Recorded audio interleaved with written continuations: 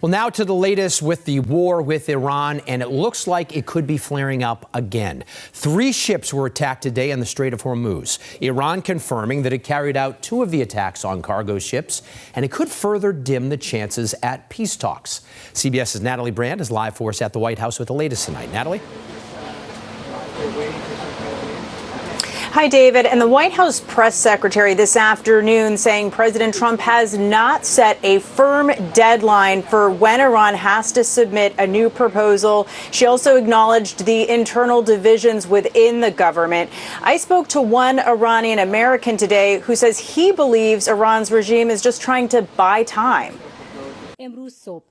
Iran said Wednesday it didn't request a ceasefire and won't accept one with the continued U.S. blockade on Iranian-linked vessels in the Strait of Hormuz. We are completely strangling their economy through this blockade. They're losing $500 million a day. The Karg Island is completely full. They can't move oil in and out. They can't even pay their own people as a result of this economic leverage that President Trump has inflicted over them.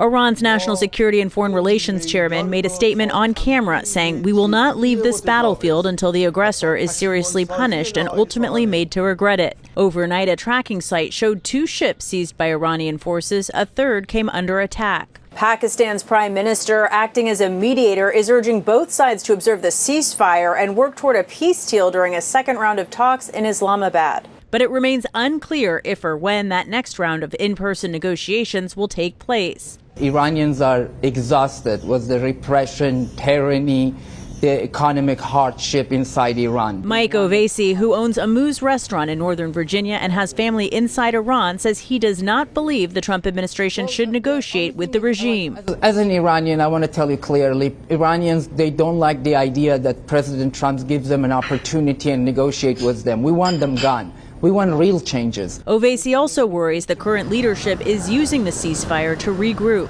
3 U.S. officials told CBS News that about half of Iran's stockpile of ballistic missiles and launch systems are still intact.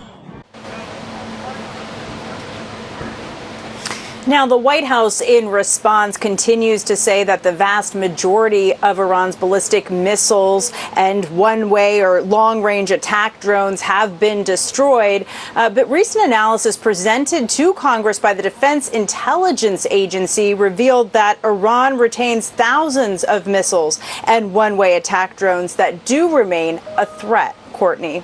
Natalie Brand joining us live tonight at the White House. Natalie, thank you.